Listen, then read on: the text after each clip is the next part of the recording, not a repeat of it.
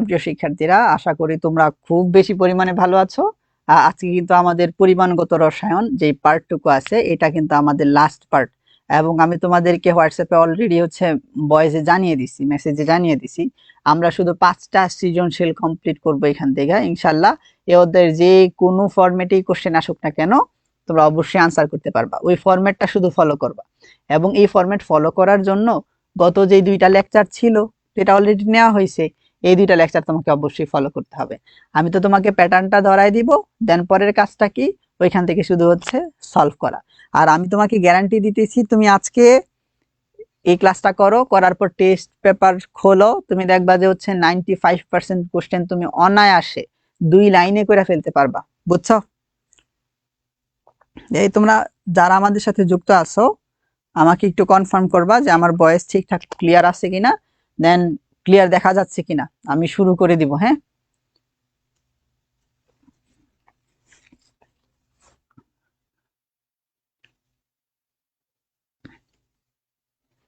আচ্ছা, শেয়ারটা কি আমি করে দিব? আচ্ছা,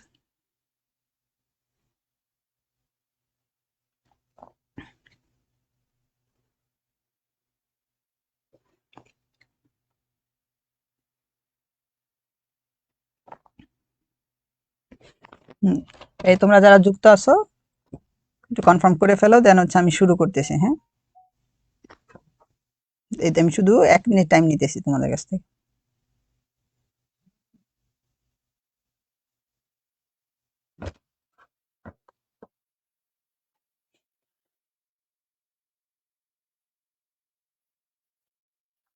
হ্যাঁ, দেন এখানে এই যে যুক্ত হইছো প্রমিত, দেন হচ্ছে মাহমুদুল। হ্যাঁ, সালাম দিছো, আসসালামু আলাইকুম। ওয়ালাইকুম আসসালাম বস। দেখো,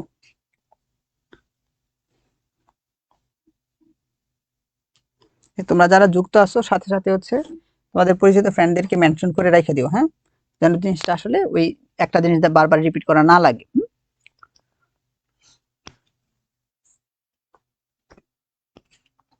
দেখো, তোমাদেরকে যেই 2টা ক্লাস অলরেডি নিলাম, ওই 2টা ক্লাসের মধ্যে হচ্ছে ম্যাক্সিমাম আসলে সলভ করা হয়েছে যে এমসিকিউ গুলা, এবং এমসিকিউ গুলা আমি বিশ্বাস করি যে ওই প্যাটার্নে, যেই প্যাটার্নে আমি বলছি তোমাকে, ওই প্যাটার্নটা যদি তুমি ফলো করতে পারো, এমসিকিউ আসলে তোমার কোনো ব্যাক পাইতে হবে না, টোটালটুকু ইজিলি তুমি সলভ করে ফেলতে পারবা।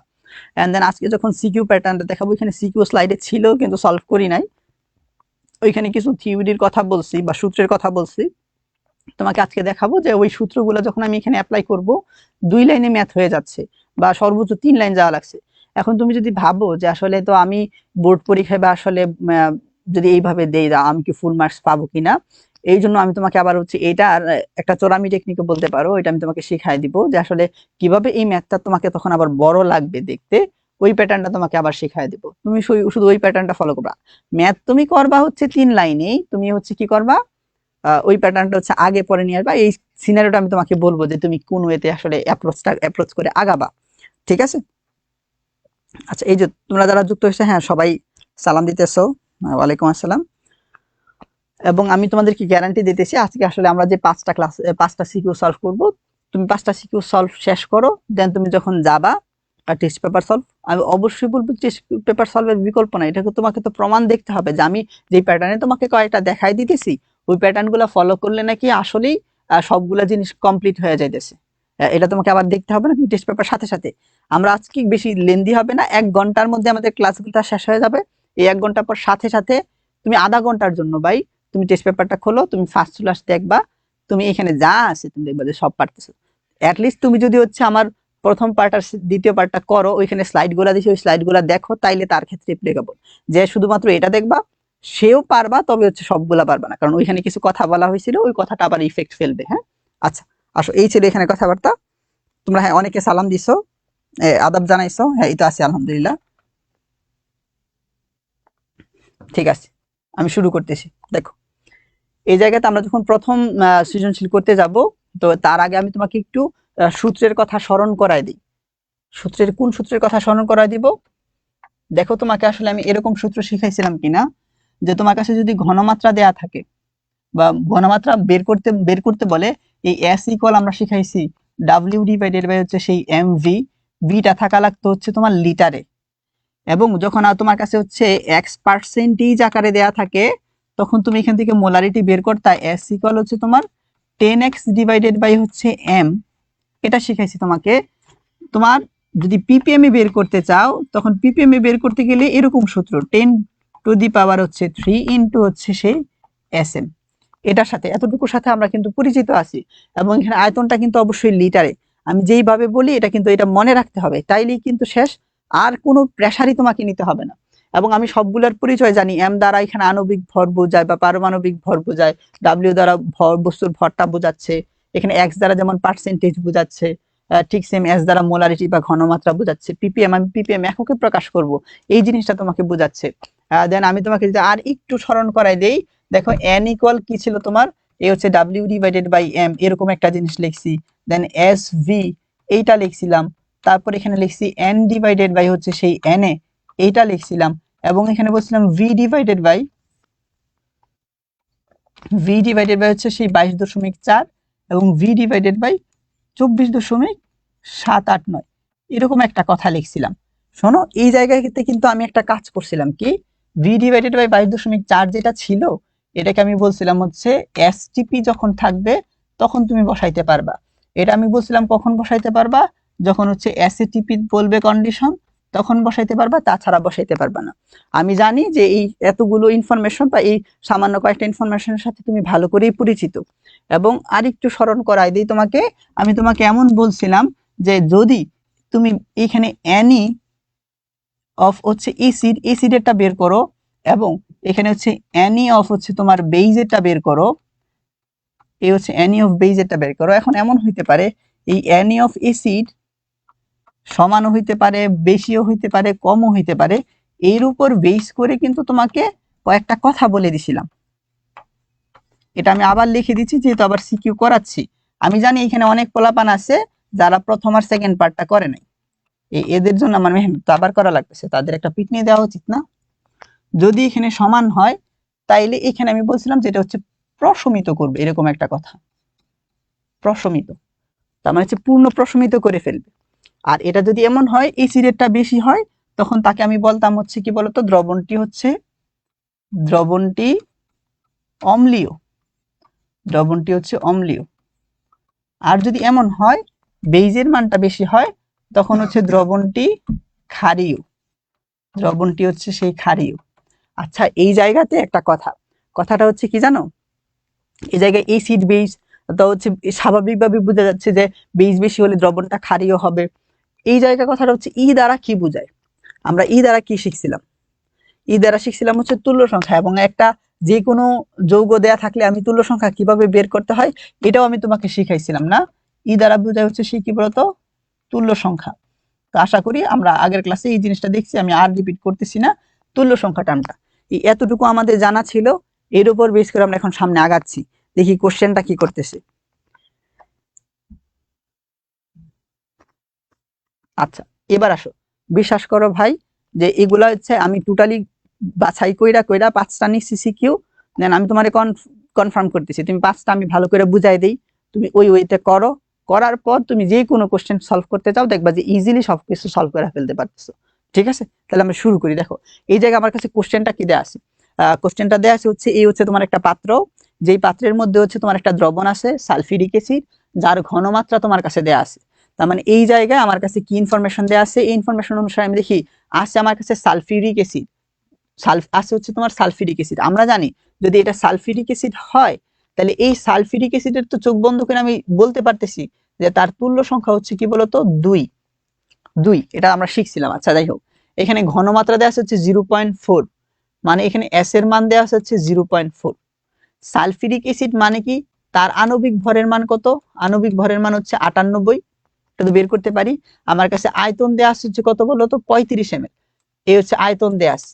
অবশ্যই এটাকে লিটারে নিয়ে যাইতে হবে, আমরা সকল ক্যালকুলেশন হচ্ছে লিটারে নিয়ে করব। আচ্ছা, এই এতটুকু যে দেয়া আছে, এতটুকু ইনফরমেশন যে আমার কাছে দেয়া আছে, এর উপর বেস করে দেখি আমার প্রথম কোশ্চেনটা কি করছে। তুমি প্রথম কোশ্চেনের দিকে যদি তাকাও তুমি দেখবা লেখা আছে পি দ্রবণের ঘনমাত্রা ppm এককে নির্ণয় করো। তার মানে কাহিনীটা হচ্ছে তোমার কাছে ঘনমাত্রা ppm এ জানতে চাইছে। ভাই, ঘনমাত্রা যে ppm এ জানতে চাইছে, আমি কি পারি, আমি ppm এর সূত্র পারি না, আমি করতে গেছি হচ্ছে ঘ নাম্বার। গ নাম্বারে আমি পিপিএম এর সূত্র পারি, পিপিএম ইকুয়াল 10⁻³ ইন্টু হচ্ছে সেই SM, এইটা পারি। তুমি কোশ্চেনের দিকে তাকায় দেখো, তোমার কাছে কি হচ্ছে এস ঘনমাত্রার মান দেয়া আছে? হ্যাঁ দেয়া আছে, কত? 0.4। তাহলে তুমি এখানে বসাও, এ হচ্ছে 10⁻³ ইন্টু এস এর মান হচ্ছে 0.4। এম দ্বারা আণবিক ভর বোঝায়, আণবিক ভর কি দেয়া আছে? আণবিক সালফিউরিক অ্যাসিড বলা আছে মানে তো আণবিক ভর 98। তাহলে আমি এখানে বসাই দিলাম, এই হচ্ছে সেই 98। এখন আমি যখন ক্যালকুলেট করতে যাব, তখন এখানে আসতেছে কত? এই হচ্ছে 98 গুণন 0.4 ইন্টু হচ্ছে 1000, এখানে আসতেছে হচ্ছে তোমার 39200, এই হচ্ছে পিপিএম, এই হচ্ছে সেই আনসার। তার মানে আমরা কাহিনীটা দেখলাম। আমার কাছে যখন জানতে চাইছে যে দ্রবণের পাত্রের ঘনমাত্রা পিপিএম এ প্রকাশ করো, আমি পিপিএম ইকুয়াল লিখলাম 10⁻³ ইন্টু SM, যেটা আমি আসলে সূত্রগুলো লিখছি ওইখান থেকে লিখলাম। আমি দেখি এখানে S এর মান আমার জানা লাগতো, S এর মান কি দেয়া আছে কিনা? হ্যাঁ দেয়া আছে।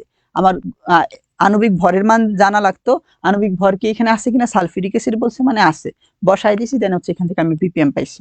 এই এতটুকু বুঝছি না? এই যারা আছো যুক্ত আছো বলো এটা বুঝছো কিনা? যদি বুঝা থাকো সুন্দর করে কমেন্টে বলো বস, আমি সামনে যাচ্ছি।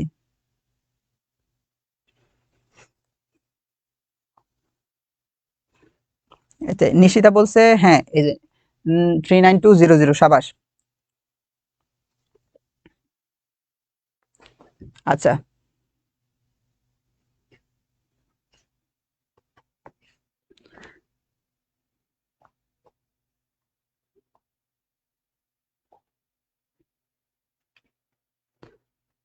ঠিক আছে। আচ্ছা এই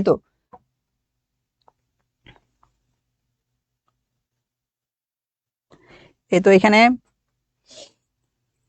বাইজিদ বলছে, দেন শাকিলা, জিহাদ, রুমা, মোহনা, মাহমুদুল, নিশিতা, তাহমিনা, নোহা, দেন আফরিন। এই তো সাবাস, আশা করি জিনিসটা বুঝতে পারছি। এখন আমি যাব পরের কোশ্চেনটাতে।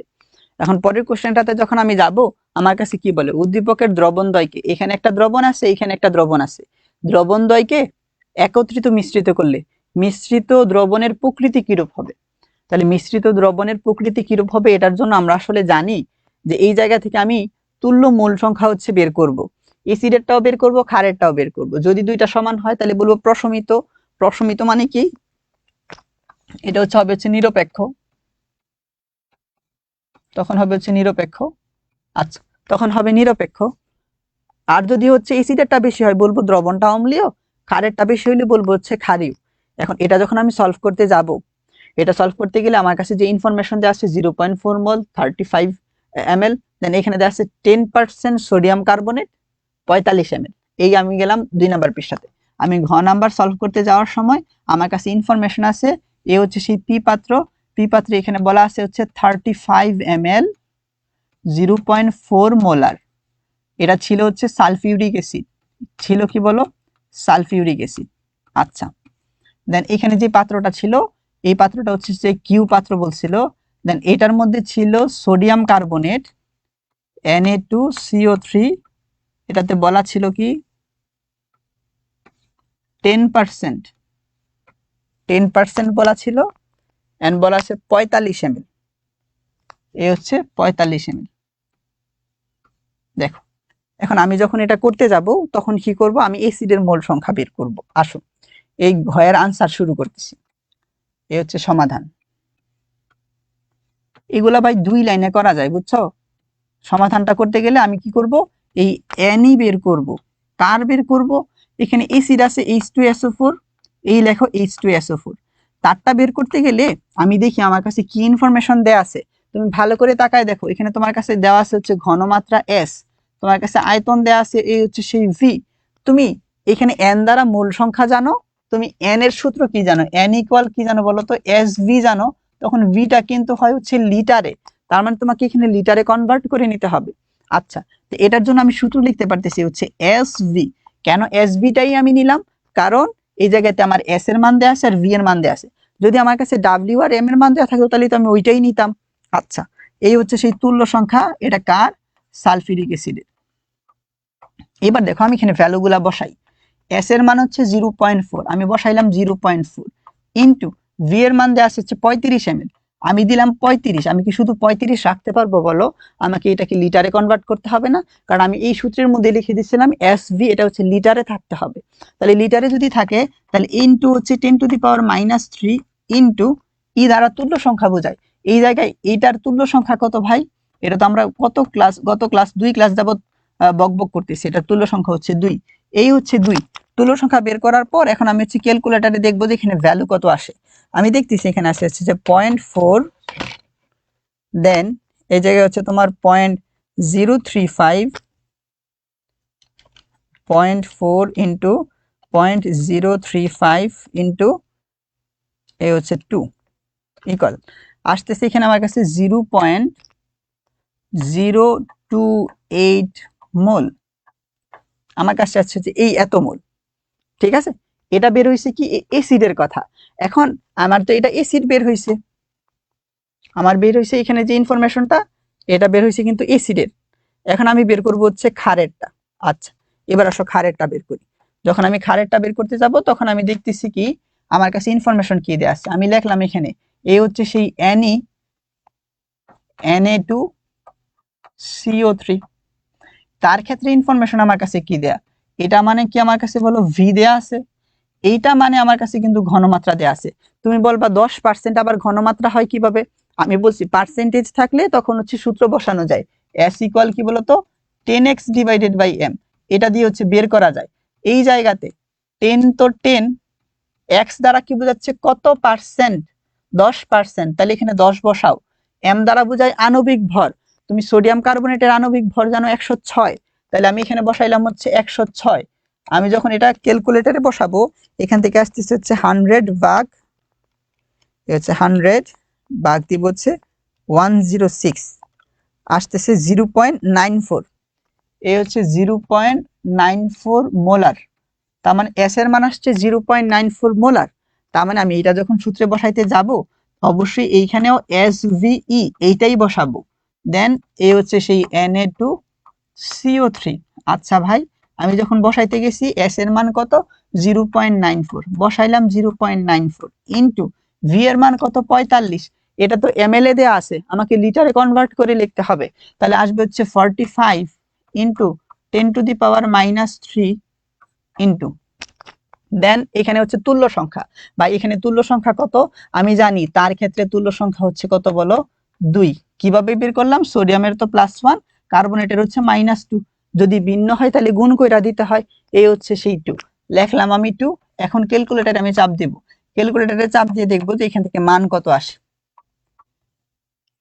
এখানে পাইলাম 0.94 ইন্টু 0.045 ইন্টু আসতেছে হচ্ছে 2 ইকুয়াল আসছে 0.0846, এই হচ্ছে এত মোল আসছে।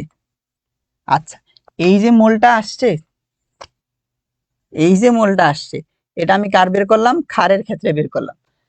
গেল আমার কাছে ক্ষারের ক্ষেত্রে বের করা শেষ। তাহলে এই জায়গায় আমি বলতে পারতেছি দেখো Na অ্যাসিড বের করলাম, Na ক্ষারও বের করলাম, যেই ভ্যালুটা বের হয়েছে ক্ষারেরটা বেশি না, তাহলে আমি এখানে লিখতে পারি অতএব Na, এখানে হচ্ছে Na2CO3 এর ভ্যালুটা হচ্ছে এই Na অ্যাসিড, অ্যাসিড কোনটা? সালফিউরিক অ্যাসিড, তার থেকে বেশি।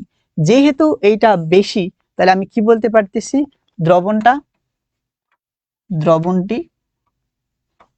দ্রবণটি হচ্ছে ক্ষারীয়, দ্রবণটি হচ্ছে ক্ষারীয়। তোমার কাছে শুধু প্রকৃতি জানতে চাইছে, বলে দিবা যেহেতু বেশি তার মানে দ্রবণটি কি বলো? এই দ্রবণটি হচ্ছে তোমার ক্ষারীয়। শেষ, এই হচ্ছে তোমার আনসার, দ্রবণটি ক্ষারীয়। তার মানে আমার কাছে কোশ্চেনটা জানতে চাইছিল কি? কোশ্চেনটা জানতে চাইছিল যে উদ্দীপকের দ্রবণদ্বয়কে আমি একত্রে মিশ্রিত করব, মিশ্রিত করলে মিশ্রিত দ্রবণের প্রকৃতি কিরূপ হবে। তাহলে আমি এইটার তুল্য মোল সংখ্যা বের করলাম, ওইটার ক্ষেত্রেও তুল্য মোল সংখ্যা বের করলাম। আমি দেখলাম যে আসলে এটা ক্ষারেরটার মান বেশি, যদি ক্ষারের মান বেশি হয় তাহলে তো আমি অবশ্যই বলবো দ্রবণটা কি বলো? দ্রবণটা হচ্ছে ক্ষারীয়। এটা কি বুঝছি? এতটুকু কি করে দেওয়া যাবে না? এই তোমরা যদি বুঝা থাকো সুন্দর করে হচ্ছে কমেন্টে বস লেখো।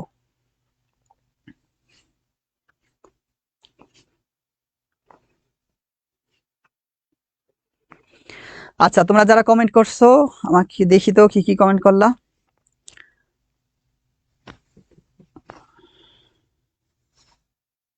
আচ্ছা দেন, জান্নাতুল বাবা, বর্ষা, মিথি, আইরিন, ফাতেমা জহুরা, দুষ্ট ছেলে একজন আছে, চিন্তা করা যায়, দুষ্ট ছেলেও নাকি আছে। দেন কাবির আছে। আচ্ছা নোহা, দেন হচ্ছে এই ভ্যালু গুলা বলতেছিলা, আফরিন, এই তো সাবাস। আচ্ছা এখানে তোমরা অনেকগুলো বলছো, হ্যাঁ দেন এখানে রুমা আক্তার, মোহনা, তারপর নোহা, মধু, মিথি, সুভা, আচ্ছা ঠিক আছে। আচ্ছা এটা সুন্দর একটা কথা বলছে রাশিদুল, বলছে তো সোডিয়াম কার্বনেট যেটা আছে এটা তো লবণ। তুমি ভালো করে যদি একটু খেয়াল করো যে এই যে লবণটার এখানে প্রকৃতি আছে, কিন্তু এই লবণটা হচ্ছে ক্ষারীয় প্রকৃতির। কেন ক্ষারীয় প্রকৃতির জানো? তার সাথে আছে হচ্ছে কার্বনেট। কার্বনেট হচ্ছে তোমার মৃদু অ্যাসিড, আর এটা উৎপন্ন হয়েছে হচ্ছে মৃদু অ্যাসিড তীব্র ক্ষার থেকে। তার মানে জিনিসটা লবণ হইলেও তার মধ্যে তীব্রতার মান আছে ক্ষার, ক্ষারের একটা তীব্রতা আছে। এই জিনিসটাকে আমি ক্ষার হিসেবে কল্পনা করতে পারি। ঠিক আছে, এটাকে আমরা ক্ষার হিসেবে, মৃদু ক্ষার হিসেবে এখানে কল্পনা করবো আর কি। ঠিক আছে রাশিদুল। আচ্ছা সাবা বলছে, অনামিকা, ফাহিম, সাইমা, বর্ষা, সাদিয়া, এহসান, সুজন, দেন হচ্ছে সানাল। আশা করি তোমরা ব্যাপারটা বুঝতে পারছো। তারপর আমরা যাবো হচ্ছে পরেরটাতে। পরের যে সেগমেন্ট না, এখানে আমার কাছে কি বলছে দেখো। পরেরটাতে আমার এখানে এই হচ্ছে আমার কাছে আবার হচ্ছে একটা চিত্র দেয়া আছে, দুইটা চিত্র, একটা এ পাত্র বি পাত্র। কোশ্চেনে আমাকে বলা আছে যে বি পাত্রের দ্রবণকে সম্পূর্ণরূপে প্রশমিত করতে, এই হচ্ছে আমার বি পাত্রের দ্রবণ, এটাকে আমি সম্পূর্ণরূপে প্রশমিত করব। কথাটার মধ্যে যদি এটা বলা থাকে সম্পূর্ণরূপে প্রশমিত করতে, তোমার এটা আমি দেখো এক জায়গায় লিখে রাখছিলাম। সম্পূর্ণরূপে প্রশমিত কোথায় লিখে রাখছিলাম? এই যে এই জায়গায়, এই যে এই যে প্রশমিত শব্দটা কিন্তু আমি এখানে অলরেডি লিখে রাখছিলাম, তাই না?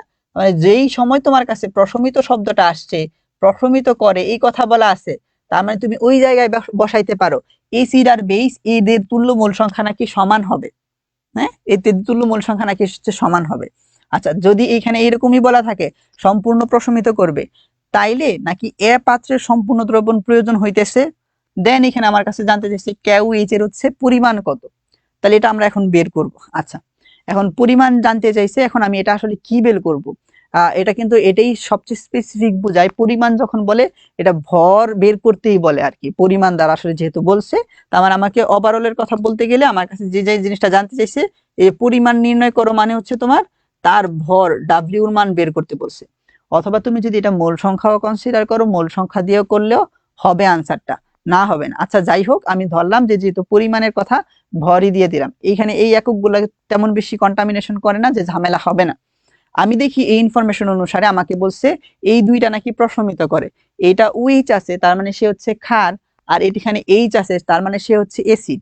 যেহেতু প্রশমিত করে শব্দটা আছে, এই কারণে আমি যখন লিখতে যাব, এই হচ্ছে সেই গ নাম্বারটা করতেছি, তখন আমি বলবো এই হচ্ছে সেই NeH2C2, এই হচ্ছে O4 ইকুয়াল, আমি বলবো এই হচ্ছে সেই এখানে দেয়া আছে হচ্ছে KOH, লিখলাম আমি KOH। তখন আমি এটা লিখতেছি। এখন এটা লেখার পরে আমার কাছে আসলে এখান থেকে আমার কিছু ইনফরমেশন জানা লাগবে। দেখি আমার কাছে কি দেয়া আছে। আমি দেখতেছি আমার কাছে 0.2 মোলার দেয়া আছে, তার মানে আমার কাছে ঘনমাত্রা দেয়া আছে। আমার 200 ml দেয়া আছে, তার মানে এখানে আয়তন দেয়া আছে। এই দেখতেছি এখানে আমার কাছে বলা আছে হচ্ছে অক্সালিক অ্যাসিডের কথা, এখানে তুল্য সংখ্যা হচ্ছে 2। কেন 2? এখানে আমি এখান থেকে ওই আমার ফরম্যাট ব্যবহার করে এখান থেকে বের করতে পারি, অথবা শর্টে বললে এখানে হাইড্রোজেন আছে হচ্ছে 2টা, এই কারণে হচ্ছে তুল্য সংখ্যা হচ্ছে 2। আচ্ছা যাই হোক, এখন আমি যখন এখানে ভ্যালুটা ইনপুট করতে যাব, তখন আমি আসলে কি কনসিডার করব? আমি এখানে দেখতেছি যে আমার কাছে যেহেতু ঘনমাত্রা আর হচ্ছে আয়তন দেয়া আছে, তাহলে অবশ্যই n এর সূত্র বসাবো হচ্ছে SV। এই কারণে আমি এখানে লিখতেছি SV E, এ হচ্ছে সেই H2C2, এই হচ্ছে O4 ইকুয়াল Ne, এখানে হচ্ছে পটাশিয়াম হাইড্রোক্সাইড। তুমি ভালো করে একটু নজর দিলে দেখবা পটাশিয়াম হাইড্রোক্সাইডের ভর তোমার কাছে জানতে চাইছে। তার মানে আমি তো n এর সূত্র এইটা পারি, n ইকুয়াল এটাও পারি যে কি W ডিভাইডেড বাই হচ্ছে সেই m, তাহলে অবশ্যই আমাকে এখানে W ডিভাইডেড বাই হচ্ছে m এইটা বসাইতে হবে, দেন ইনটু হচ্ছে তুল্য সংখ্যা। তুমি ভালো করে যদি নজর দাও দেখো এইটার তুল্য সংখ্যাও তুমি পারো। এটার তুল্য সংখ্যা হচ্ছে কত? এটার তুল্য সংখ্যা হচ্ছে 1, কারণ পটাশিয়ামের হচ্ছে +1, ওইচের হচ্ছে -1। যদি সেম থাকে তাহলে ওই জিনিসটাই হয় হচ্ছে তুল্য সংখ্যা, তার মানে 1 হচ্ছে তুল্য সংখ্যা। আমি যদি এখানে ভ্যালুটা ইনপুট করি তাহলে এই জায়গা থেকে আমি কি পাচ্ছি? আমি দেখলাম এখানে ঘনমাত্রা দেওয়া আছে 0.2 ইনটু আয়তন দেওয়া আছে কত? 200 ml। এটাকে আমি কনভার্ট করব কিসে? লিটারে কনভার্ট করব। আমি কিন্তু বারবারই বলি যে আমরা আয়তনগুলোকে অলওয়েজ লিটারে কনভার্ট করব। দেন এইখান থেকে হচ্ছে তুল্য সংখ্যা আমি বের করব। বের করব বলতে অলরেডি আমি জানি যে এটার তুল্য সংখ্যা হচ্ছে 2, দিলাম আমি 2। তারপরে এটা যখন করতে যাব এটার ডাব্লিউ তো আমি বেরই করব, ডিভাইডেড বাই হচ্ছে এম। এম দ্বারা এখানে আণবিক ভর বোঝাচ্ছে। আমি জানি পটাশিয়ামের ক্ষেত্রে কত? পটাশিয়ামের হচ্ছে 39, এখানে অক্সিজেনের হচ্ছে 16, দেন হাইড্রোজেনের হচ্ছে 1। আমি এটা যদি দেখি এখানে আমার কাছে আসতেছে হচ্ছে সেই 56 গ্রাম। তার মানে আণবিক ভর এখান থেকে আসতেছে হচ্ছে তোমার 56। তাহলে আমি এই জায়গায় বসাইলাম এ হচ্ছে সেই 56 ইনটু তার তুল্য সংখ্যা হচ্ছে 1। আমি তাইলে এখান থেকে যদি ডাব্লিউ বের করতে চাই আমি টোটাল অংশটুকু শুধু গুণ করে দিব। আমি যদি টোটাল অংশটুকু গুণ করি তাহলে এখান থেকে আমার কাছে আসতেছে 0.2 ইনটু, এইটাও ঠিক আবার 0.2 ইনটু দেন হচ্ছে 2 ইনটু 56। আমি ইকুয়াল দিলে এখান থেকে আসতে হচ্ছে 4.48 গ্রাম। লেখলাম আমি 4.48 গ্রাম। তার মানে আমি বুঝতেছি যে আমাকে বলে যে আসলে এই জিনিসটা যে টোটালি প্রশমিত করে ফেলে। আমি চাইলে কিন্তু 2 লাইনেই ম্যাথটা সলভ করে ফেলতে পারি। হ্যাঁ, যে কাহিনীটা কি, যেহেতু প্রশমিত শব্দটা আছে, প্রশমিত শব্দটা থাকলেই দুইটাকে ইকুয়াল ধরা যায়, এটা আমি কিন্তু এখানে লিখে দিছি। তার মানে প্রশমিত আছে বিদায় আমি ইকুয়াল ধরলাম, দেন ভ্যালুগুলো ইনপুট করে যা বের করতে বলছে শুধু ওই জিনিসটা হচ্ছে বের করছি। এই জিনিসটা কি বুঝতে পারছি? এই জিনিসটা যদি বুঝতে পারি সুন্দর করে একটু কমেন্ট করো তো বস।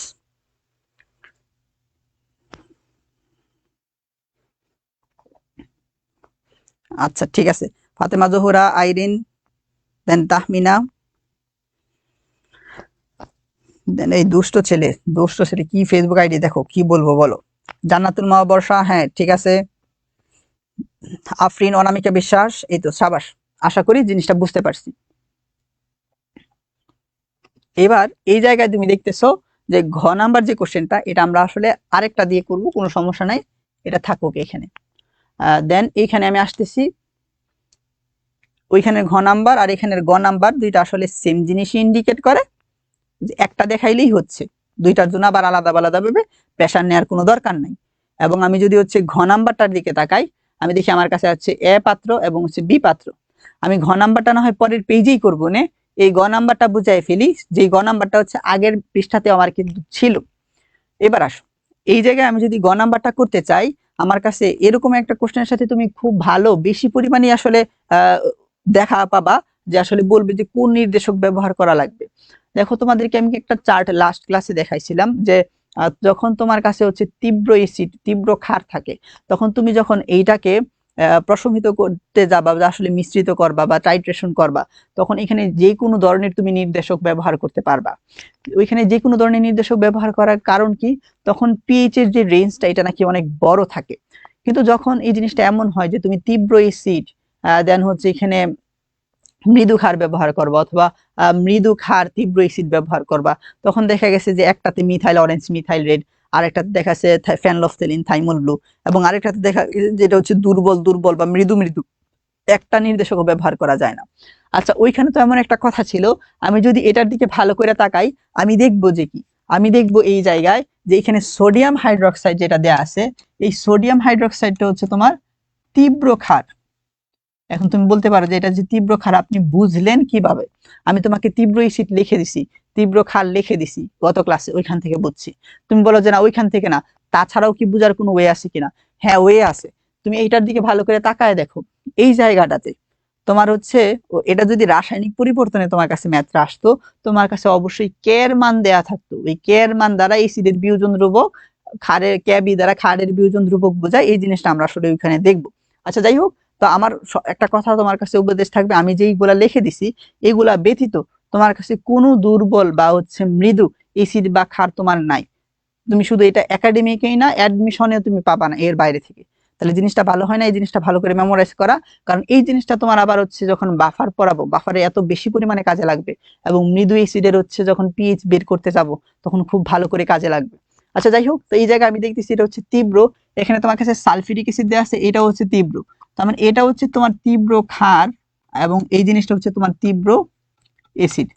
যদি তীব্র ক্ষার তীব্র অ্যাসিড হয়, এই সকল তোমাকে কোশ্চেন গুলা করে যে লেখচিত্রের মাধ্যমে ব্যাখ্যা করো। যখন তোমাকে লেখচিত্রের মাধ্যমে ব্যাখ্যা করতে বলে, তোমাকে লেখচিত্র এঁকে দেখাইতে হবে। আমি তোমাকে লাস্ট ক্লাসে কিন্তু লেখচিত্র এঁকে দেখাইছি, কিন্তু সমস্যা নাই, এটা আমি আবার আবার রাখতেছি। দেখো এই জায়গাটাতে, এই জায়গাটাতে তুমি যখন আনসার করতে যাবা, এই হচ্ছে সেই তোমার লেখচিত্র, এটা একটা অক্ষ, দেন এই হচ্ছে সে আরেকটা অক্ষ। এই জায়গাটাতে এই বরাবর হচ্ছে তোমার পিএইচ থাকে, এই আমি লিখলাম হচ্ছে সেই পিএইচ, পিএইচ থাকে এই জায়গায়, তুমি হচ্ছে দিবা 7, এই জায়গায় হচ্ছে 0, এই জায়গায় হচ্ছে তোমার 14। আমি আনসার করতেছি হচ্ছে গ। এই লেখচিত্রটা দিবা, দেন হচ্ছে আমি মুখে যেগুলো বলবো এগুলো হচ্ছে লিখে দিবা, শেষ। দেন আমি মুখে যেগুলো বলছি এগুলো শোনো, তুমি টেস্ট পেপার সলভ করার সময় যখন কোশ্চেন গুলো পাবা, একবার রিডিং দিলে মনে হবে যে আমি এই কথাগুলোই বলছিলাম। হ্যাঁ, আচ্ছা দেখো, তাহলে এই বরাবর হচ্ছে তোমার পিএইচ থাকে এখানে 0, এখানে 7, এখানে 14, তাহলে এর মাঝামাঝিতে কিছু একটা হবে, বা এখানে হবে তোমার কি বলতো, ধরলাম এখানে হচ্ছে তোমার 2, দেন এখানে হচ্ছে তোমার কি এখানে 5, এরকম ধরলাম। দেন এখানে তোমার কাছে ধরলাম হচ্ছে 9 আছে, এখানে তোমার কাছে ধরলাম হচ্ছে এখানে 12 আছে, এরকম একটা আনুমানিক হচ্ছে এখানে তোমার সেই পিএইচ থাকবে। এবং এই দিক বরাবর ওয়াই অক্ষ বরাবর যে জিনিসটা থাকবে, দেখো এটা কিন্তু তুমি বইয়ের সাথে আমারটা মিলাইলে হচ্ছে দেখবা যে মিল পাবা না, কিন্তু আমি যেই তোমাকে ফরম্যাটে শেখাচ্ছি এটা খুব সহজ ফরম্যাট, তোমাকে কোনো প্রেসার নেওয়া লাগবে না, তুমি প্রেসার ছাড়া শুধু নিজে নিজে এখানে দাগ টেনে দিতে পারবা। এই কারণে এটা দিলে যে পরীক্ষায় নাম্বার পাবো না, ব্যাপারটা এমন না। আমি পরীক্ষা দিয়ে এসেছি, আমি নাম্বার পাইছি, আমি পরীক্ষা দিয়েছি, আমি কিন্তু কেমিস্ট্রিতে 198 পাইছি, বুঝছো কথা? তো এবার দেখো, কোনো মার্কস টাক্স কাটা টাটা যায় নাই। এখন পরের কথাটা হচ্ছে কি, এখান থেকে যখন আমি এটা আনসার করতে যাব, যে আমি তো টাইট্রেশন বা নির্দেশকের কথা বলবো, এই নির্দেশকটা যখন আমি দেখবো যে এখানে কোন অ্যাসিড ব্যবহার করা হয়েছে বা কোন ক্ষার ব্যবহার করা হয়েছে। আচ্ছা, যে কথা বলতেছিলাম এই বরাবর ছিল পিএইচ, এই বরাবর হবে হচ্ছে তোমার কি, যে এই ক্ষারটা মিশাইতেছি, তার মানে এখানে কি হবে, সোডিয়াম হাইড্রোক্সাইড দ্রবণ, এখানে দেওয়া হচ্ছে সোডিয়াম হাইড্রোক্সাইড দ্রবণ। এখন আমরা যে কাজটা করব, এই জায়গায় আমি দেখতেছি এটা হচ্ছে তোমার তীব্র অ্যাসিড। আচ্ছা, তীব্র অ্যাসিডের পিএইচ এর মানটা কম হবে। দেখো 7 মানে তো হচ্ছে নিরপেক্ষ, যদি তার কাছাকাছি কেউ থাকে তাহলে তারাও দুর্বল হবে, তবে তার থেকে যদি নিচে থাকে তাহলে পিএইচ এর মান কম, মানে তার অ্যাসিডের যে অ্যাসিডিটি যেটা আছে এটা খুব বেশি, অ্যাসিডের যে তীব্রতাটা আছে তীব্রতাটা বেশি। পিএইচ এর মান যত বেশি হবে ওইখানে ক্ষারের তীব্রতাটা বেশি হবে, যত দূরে হবে তত ক্ষারের তীব্রতাটা বেশি হবে। এবার আসো তো, যেহেতু অ্যাসিড নিলাম, H2SO4 যেহেতু তীব্র, তীব্র অ্যাসিডের পিএইচ হবে হচ্ছে এই যে 2 এর কাছাকাছি, তাহলে সুন্দর করে এরকম একটা রেখা টানবা, যেটা হচ্ছে এখানে 2 থেকে শুরু হবে, যেটা হচ্ছে 2 থেকে শুরু হবে। দেন শুরু হওয়ার পরে এইখান থেকে এক টানে এই পর্যন্ত যাবা, কোন পর্যন্ত যাবা, এই হচ্ছে 12 পর্যন্ত যাবা। এখন বলতে পারো যে 12 পর্যন্ত কেন গেলেন? 12 পর্যন্ত যাওয়ার কারণ হচ্ছে এইখানে যে ক্ষারটা ব্যবহার করা হয়েছে সেটা তীব্র, তার পিএইচ এর মান হচ্ছে বেশি হবে, তাহলে 12 পর্যন্ত যাব। যাওয়ার পর এটাকে আমি এই দিকে হচ্ছে মুভ করাই দিব, তার মানে এইখানটাতে তোমার পিএইচ এর বিশাল বড় একটা রেঞ্জ পাওয়া গেছে। এই যে বিশাল বড় রেঞ্জ পাওয়া গেছে, এই রেঞ্জে যে কোনো নির্দেশক ব্যবহার করা যায়, যে কোনো নির্দেশক, যে কোনো নির্দেশক ব্যবহার করা যায়, যে কোনো নির্দেশক ব্যবহার করা, যে কোনো নির্দেশক ব্যবহার করা যায়, এই হচ্ছে সেই যে কোনো নির্দেশক ব্যবহার করা যায়। আচ্ছা, তো এখন এই যে এখান থেকে একটা কথা পেয়ে গেলাম, যে কোনো নির্দেশক ব্যবহার করা যায়, এইটাই শুধু ব্যাখ্যা করে বলতে হবে। কিভাবে ব্যাখ্যা করবা? এই চিত্রটাই তোমাকে আইকা দিতে হবে, এই রেঞ্জটা দেখাই দিতে হবে, তুমি কি বলবা, যে এখন যে কোনো নির্দেশকের মধ্যে তুমি মডিফাই করে নামগুলো বলে দিতে পারো, যে ফেনলফথেলিন, মিথাইল অরেঞ্জ, মিথাইল রেড, ঠিক আছে, থাইমল ব্লু, এগুলা নামটা সুন্দর করে উল্লেখ করে দিতে পারো। তো এখন কাহিনীটা কি হয়েছে? কাহিনীটা হয়েছে এখানে ক্ষারটা ব্যবহার করছি তীব্র, অ্যাসিডটাও ব্যবহার করছি তীব্র তীব্র অ্যাসিড হওয়ার কারণে পিএইচটা কিন্তু নিচ থেকে শুরু হয়েছে। যদি এখানে অ্যাসিডটা মৃদু হইতো তখন কিন্তু এত নিচ থেকে শুরু হইতো না, এটা আরো উপর থেকে শুরু হইতো। কোত্থেকে? ধরো এই জায়গা থেকে শুরু, সরি ধরো এই যে এই জায়গা থেকে শুরু হইতো, তখন শুরু হইতো উপর থেকে আর কি, ঠিক আছে। কিন্তু এটা যেহেতু তীব্র অ্যাসিড বলছে, নিচ থেকে শুরু হবে এবং তীব্র ক্ষার যোগ করছি, তাহলে এটাও একদম উপর দিয়ে হচ্ছে যাবে। এখন এখানে যদি মৃদু ক্ষারের কথা বলতো তাইলে এটা কোন দিক দিয়ে যাইতো? এই দিক দিয়ে যাইতো আর কি, বুঝছো কথা? এদিক দিয়ে ওইটা এদিক দিয়ে চলে যাইতো। কিন্তু কাহিনী তো এটা না, কাহিনী হচ্ছে তীব্র অ্যাসিড তীব্র ক্ষার ব্যবহার করছে, বিশাল বড় একটা রেঞ্জ পাওয়া গেছে, এখান থেকে হচ্ছে যে কোনো নির্দেশক ব্যবহার করা যাবে। এখন কোশ্চেনটা যদি হচ্ছে তোমার ধরো এখানে তীব্র অ্যাসিড ব্যবহার করছে, মৃদু ক্ষার ব্যবহার করলো, দেন মৃদু ক্ষার যখন ব্যবহার করবে তখন তো আর এমন হবে না, তখন কোন কোন নির্দেশক ব্যবহার করা যায়? কালকে ওই গত ক্লাসে আমরা একটা চার্ট দেখাইছি, মিথাইল অনেজ মিথাইল রেট, দেন শুধু মিথাইল অনেজ মিথাইল রেট। যখন আমি দেখবো যে ক্ষারের মৃদু অ্যাসিড ব্যবহার করছে, ক্ষার ব্যবহার করছে তীব্র, তখন ফেনলফথেলিন থাইমল ব্লু, তখন লিখে দিব শুধু ফেনলফথেলিন থাইমল ব্লু। কোন জায়গাটায় লিখবো? ওই যে কোনো নির্দেশকের জায়গায় লিখে দিব আর কি। এটাই শুধু হচ্ছে তখন লিখে ব্যাখ্যা করতে হবে। তার মানে কাহিনীটা কি দাঁড়াইলো? কাহিনীটা দাঁড়াইছে হচ্ছে এটা আছে হচ্ছে তোমার তীব্র ক্ষার, এটা হচ্ছে তোমার তীব্র অ্যাসিড। যদি তীব্র অ্যাসিড তীব্র ক্ষার থাকে, এই যে এটা হচ্ছে তোমার পিএইচ এর নিচের দিকে যেগুলো আছে, পিএইচ এর মান কম মানে হচ্ছে তার তীব্রতা বেশি। তীব্র অ্যাসিড বলছে এই কারণে নিচ থেকে শুরু করছি, তীব্র ক্ষার বলছে তার মানে কি নাকি ক্ষার কখন তীব্র হবে? যখন পিএইচ এর মান বেশি হবে, এ কারণে এটাকে টেনে বেশি পর্যন্ত নিছি, দেন হচ্ছে এখানে বাড়াই দিছি। এই যে এখানে একটা রেঞ্জ পাওয়া গেছে, এটা হচ্ছে সেই প্রশম বিন্দুর রেঞ্জ। প্রশম বিন্দুর রেঞ্জটা বিশাল বড়, এই বিশাল বড় রেঞ্জের মধ্যে যে কোনো ধরনের নির্দেশক ব্যবহার করা যায়, এই কারণে বলছি যে কোনো ধরনের নির্দেশক ব্যবহার করা যায়, ঠিক আছে। দেন এখানে এই ব্যাখ্যাটাই শুধু বলে দিব। কিন্তু যদি কোশ্চেনটা আমি একটু ঘুরায় বলতেছি, যদি কি হইতো এই জায়গায় তীব্র অ্যাসিড ব্যবহার না করে মৃদু অ্যাসিড ব্যবহার করতো, তখন কি আমি নিচ থেকে নিতাম? না, এটা আরো উপর থেকে নিতাম। তখন কোন কোন নির্দেশক ব্যবহার করা হয়? ফেনলফথেলিন থাইমল ব্লু। তখন এরকম একটা একে দিয়ে বলতাম, এই জায়গায় যে কোনো নির্দেশক না লিখতাম, ফেনলফথেলিন আর থাইমল ব্লু এই রেঞ্জের মধ্যে ব্যবহার করা যায়, শেষ। যদি এমন না হয়, এটা তীব্রই আছে, এটা যদি মৃদু ক্ষার থাকতো, তখন কি এখান থেকে শুরু হয়েছে, ঠিক আছে, এটা কি ওই পর্যন্ত যাইতো না? মৃদু ক্ষার মানে কি পিএইচ এর মান কাছাকাছি থাকবে সাথের, এদিক দিয়ে যাইতো। দেন এখান থেকে যে রেঞ্জটা পাইছি তখন তাকে বলতাম হচ্ছে কি বলো, সেটা হচ্ছে তোমার ওই মিথাইল অরেঞ্জ মিথাইল রেড, এই দুইটা নির্দেশক ব্যবহার করতে পারতাম। তার মানে গত ক্লাসের লেকচারটা দেখলে এটা একদম টোটালি ক্লিয়ার হয়ে গেছে। দেন এখানে আমি ঘয়ের কোশ্চেনটার দিকে যদি যাই, এখানে দেখবো যে আমার কাছে কোশ্চেনে বলছে যে এই জায়গায় এ এবং হচ্ছে বি দ্রবণ মিশ্রিত করলে, মিশ্রিত দ্রবণ বা মিশ্রণের যে প্রকৃতিটা আছে ওইটা পিএইচ গণনার মাধ্যমে আসলে বিশ্লেষণ করো। তাহলে আমাকে পিএইচ গণনার মাধ্যমে দেখাইতে হবে। এইবার আমরা কাজটা কি করব, এই যে ইনফরমেশন গুলো আছে ওই ইনফরমেশন গুলাকে আবার আমরা লিখতেছি, ঠিক আছে, অপর পৃষ্ঠায় আমরা আবার লিখতেছি। তার মানে দেখিনি 4.9% 50 ml সালফিউরিক অ্যাসিড আছে, 100 ml ডেসিমোলার সোডিয়াম হাইড্রোক্সাইড আছে। তাহলে এবার আমি নিব এ পাত্র, এই হচ্ছে সেই এ পাত্র, এই হচ্ছে সেই 4.9% 50 ml আছে হচ্ছে তোমার সালফিউরিক অ্যাসিড। আচ্ছা, দেন এই হচ্ছে সেই তোমার বি পাত্র, এই বি পাত্রে তোমার কাছে কি আছে? সোডিয়াম হাইড্রোক্সাইড, ঠিক আছে। আছে কতটুকু? এ হচ্ছে 100 ml ডেসিমোলার। এখন তোমাকে কিন্তু এই চারটা আমি লিখে দিছি যে ডেসিমোলার মানে কি 0.1, তাই না? সেন্টি মানে 0.01, সেমি মানে 0.5, শুধু মোলার বললে 1 মোলার, এরকম বোঝায়। তার মানে আমি এখান থেকে দেখতেছি আমার কাছে ইনফরমেশন আছে কি?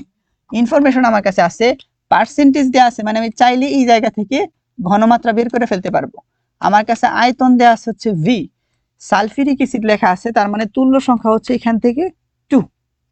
দেন এখানে 100 ml দেওয়া আছে, তার মানে এখানে আমার কাছে দেওয়া আছে হচ্ছে ভি। ডেসিমোলার বলছে, ডেসি মানে ঘনমাত্রা 0.1 মোলার। দেন এখানে সোডিয়াম হাইড্রোক্সাইড বলছে, তার তুল্য সংখ্যা কত? 1। আচ্ছা, এই জিনিসটুকু আমরা এখান থেকে জানি। আমার কাছে বলছি এই দুইটাকে মিশ্রিত করলে তখন দ্রবণের পিএইচ কত হবে, পিএইচটা বের করে দেখাও। এটা করার জন্য আবার কি করব, আবার ঠিক সেম কাজ শুরু করি। সমাধান লিখলাম, সমাধানটা করার পরে এবার আমি অ্যাসিডের তুল্য মোল সংখ্যা বের করি। এই লিখলাম আমি হচ্ছে অ্যাসিড, এনি অফ অ্যাসিড মানে হচ্ছে H2SO4। এই জায়গায় মোল সংখ্যা যদি আমি বসাইতে চাই, দেখো এইখানে যে এসটা, এই এসটা বসবে হচ্ছে কি বলতো 10x ডিভাইডেড বাই m। কেন 10x ডিভাইডেড বাই m বসবে? কারণ পার্সেন্টেজে দেয়া আছে। এখানে আমি বসাইলাম, এ হচ্ছে সেই 10, x এর মান কত 4.9, এই লিখলাম আমি 4.9 divided by m। Sulphuric acid যেহেতু দেয়া আছে, তার আণবিক ভরের মান কত 98, বসাইলাম আমি হচ্ছে সেই 98। এটা বসাইলাম হচ্ছে s, এখন v বসাবো। তার মানে n ইকুয়াল তো আমরা এখানে sv জানি, তাই না? n ইকুয়াল হচ্ছে সেই sv, v টা বসাইতে হবে। v দেয়া আছে হচ্ছে 50 ml, লিখলাম আমি 50, কিন্তু দিতে হবে কি 10 টু দি পাওয়ার -3। কেন 10 টু দি পাওয়ার -3 দিতে হবে? কারণ যে এখানে আমার লিটারে কনভার্ট করতে হবে। দেন তারপরের পোরশনটুকুতে আসো, তার তুল্য সংখ্যা বসাইতে হবে ই এর মান এখানে পাইছে হচ্ছে 2, এই আমি বসাইলাম হচ্ছে সেই 2। এবার আসো, এটা আমি ক্যালকুলেট করতে যাব। তো এখন বলছে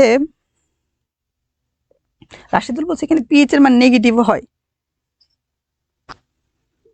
এখানে পিএইচ এর মান নেগেটিভ কেন বোকা? আমি নিচ থেকে শুরু করছি, নিচ থেকে 0 ধরা শুরু করছি। এই যে এখান থেকে 0 ধরা করছি, 0 2 5, মাঝখানটাকে 7 ধরছি, মাঝখানটাকে 0 ধরি নাই, এটা 0 থেকে 7 পর্যন্ত গেছি। এখন ওই যে নোবা বলছে লেখচিত্র দিলে হবে কিনা, লেখচিত্র বলার পর আমি যে কথাগুলো বলছি এগুলো তোমাকে হচ্ছে আবার ইয়ে করতে হবে, কি জানি বলে, ওই লিখে দিতে হবে, বর্ণনামূলক ভাবে লিখে দিতে হবে।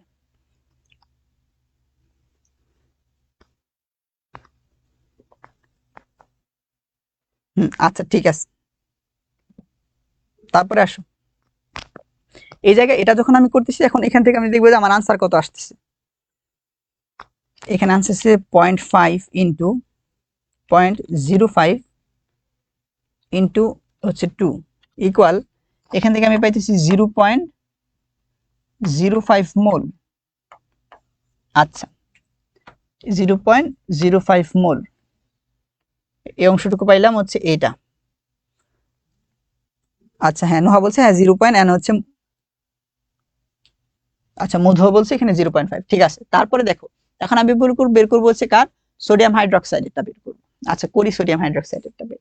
সোডিয়াম হাইড্রোক্সাইডের যখন বের করতে যাব, আমি এখানে লিখতেছি সেই হচ্ছে সেই Ni সোডিয়াম হাইড্রোক্সাইড। এই জায়গায় আবার ঠিক সেম এস এর মান দেয়া আছে 0.1, তাহলে ডিরেক্ট বসাই দিতে পারতেছি 0.1।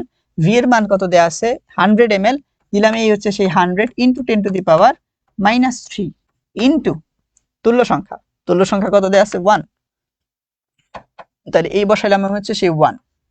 বসানোর পরে এখান থেকে ক্যালকুলেট করলে কত আসে, আসতেছে হচ্ছে 0.1 ইন্টু আবারও 0.1 ইন্টু এ হচ্ছে 1 করলে আসতেছে হচ্ছে তোমার 0.01 মোল। এই যে দুইটা সেগমেন্ট আমার বের করা হয়েছে, এই দুইটা সেগমেন্ট থেকে আমি আসলে যে জিনিসটা দেখতেছি, দুইটা সেগমেন্ট থেকে আমি দেখলাম যে হচ্ছে এই হচ্ছে তোমার অ্যাসিডের তুল্য মোল সংখ্যা, এই হচ্ছে ক্ষারের তুল্য মোল সংখ্যা। এই জায়গায় দেখলাম ক্ষারের মোল সংখ্যা হচ্ছে বেশি, অ্যাসিডের মোল সংখ্যা হচ্ছে বেশি আছে। আমি লিখলাম এই জায়গায় এই হচ্ছে তোমার Ni অফ হচ্ছে তোমার H2SO4, Ni অফ H2SO4 এটা হচ্ছে বেশি আছে কার থেকে, এই Ni অফ হচ্ছে সোডিয়াম হাইড্রোক্সাইড। তার মানে বলবো যে দ্রবণটি হচ্ছে অম্লীয়, এই হচ্ছে দ্রবণটি অম্লীয়, দ্রবণটি অম্লীয়। আচ্ছা দ্রবণটি অম্লীয় বলা শেষ, এটাই কি আমার আনসার হবে? না, পিএইচ বের করতে বলছে, পিএইচটা বের করে দেখাইতে হবে। পিএইচ যখন আমি বের করতে যাই তখন পিএইচ ইকুয়াল হচ্ছে -log অফ H+ আয়নের ঘনমাত্রা, কিন্তু এখানে তো মোল, আমি এখানে এখন বের করব। অতএব অবশিষ্ট, এই হচ্ছে অবশিষ্ট অ্যাসিডের মোল সংখ্যা, অবশিষ্ট অ্যাসিডের মোল সংখ্যা, অবশিষ্ট অ্যাসিডের মোল সংখ্যা। এখন অবশিষ্ট অ্যাসিডের মোল সংখ্যা কিভাবে বের করব, শুধু জাস্ট দুইটাকে বিয়োগ করে দিব। অবশিষ্ট অ্যাসিডের মোল সংখ্যা হবে 0.05 মাইনাস 0.01 মোল, তার মানে এখান থেকে আসতেছে কত 0.04 মোল। এটা হইলো অবশিষ্ট অ্যাসিডের মোল সংখ্যা। এখন আমি বের করব এই অবশিষ্ট অ্যাসিডের ঘনমাত্রা কত। অতএব অবশিষ্ট অ্যাসিডের ঘনমাত্রা। এখন অবশিষ্ট অ্যাসিডের ঘনমাত্রা বের করতে চাইলে আমরা কি জানি, আমরা সূত্র পারি হচ্ছে এটা, n ইকুয়াল হচ্ছে তোমার SV। তাহলে এই জায়গা থেকে S ইকুয়াল আমি বলতে পারতেছি n ডিভাইডেড বাই হচ্ছে V। এই যদি হয় তোমার n ডিভাইডেড বাই V, তাহলে এই জায়গায় তো আমার কাছে আছেই কি মোল সংখ্যা তো আছে অবশিষ্ট মোল সংখ্যা কত 0.04 বসাইলাম 0.04। ঘনমাত্রা আয়তনটা কত বসাবো, আয়তনটা আমি বসাবো, আয়তন কি এখানের 50 ml বসাবো নাকি এখানের 100 ml বসাবো, নাকি দুইটাকে যোগ করে বসাবো। আমি এখানে 50 প্লাস 100 দুইটাকে যোগ করে বসাবো। এখন কথা হইতে পারে কেন দুইটাকে যোগ করে বসাবো, কারণ দুইটাকে তো আমি একসাথে মিশায় ফেলছি, যেহেতু দুইটাকে একসাথে মিশাইছি তখন আয়তন হচ্ছে এইটা। তাহলে এই জায়গায় আবার কি এখানে 10⁻³ কেন দিলাম, অলওয়েজ লিটারে নিতে হবে। এই পোরশনটুকু যদি করি তাহলে এখান থেকে আমার আসতেছে 0.04। এটাকে আমি ভাগ করব, এই যে 0.04 এটাকে আমি ভাগ করব হচ্ছে 150 × 10⁻³ এটা দিয়ে যদি করি তাহলে এখানে আসতেছে 0.15। এটা দিয়ে ভাগ করলে এখানে আমার আসতেছে 0.267। তার মানে অবশিষ্ট যে ঘনমাত্রা, অতএব অবশিষ্ট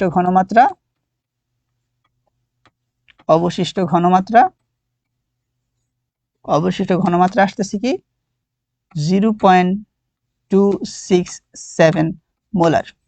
এখন আমি যদি পিএইচ বের করতে যাই, আমি আসলে পিএইচ ইকুয়াল জানি -log of H+ আয়নের ঘনমাত্রা। এই দিলাম আমি মাইনাস, এই দিলাম আমি হচ্ছে লগ 0.267, দেন ক্যালকুলেট করে এখান থেকে যে মানটা আসবে এইটাই হবে হচ্ছে সেই আনসার। তার মানে কাহিনীটা আমরা কি দেখলাম, এই জায়গা থেকে আমরা আসলে যে জিনিসটা দেখলাম এটা হচ্ছে আমার কাছে জানতে চাইছিল এ বি এই দুইটা দ্রবণকে মিশ্রিত করলে তার পিএইচ এর মাধ্যমে হচ্ছে মিশ্রণের প্রকৃতি দেখাইতে। আমি গেলাম এইখানে, যাওয়ার পর এই ছিল তার ইনফরমেশন, এই সকল ইনফরমেশন থাইকা আমি হচ্ছে প্রথমে কি করলাম, অ্যাসিডের তুল্য মোল সংখ্যাটা বের করলাম।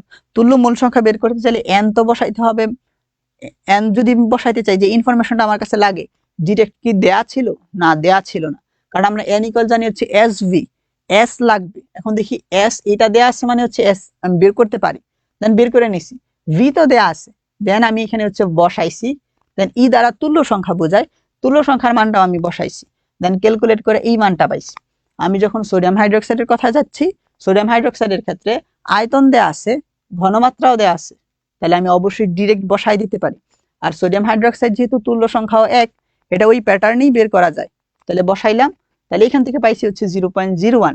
আমি দেখি এখানে অ্যাসিডের মোল সংখ্যা হচ্ছে বেশি, ক্ষারের মোল সংখ্যা হচ্ছে কম, তার মানে আমি বলতে পারি দ্রবণটা হচ্ছে অম্লীয় যেহেতু অ্যাসিডেরটা বেশি আছে।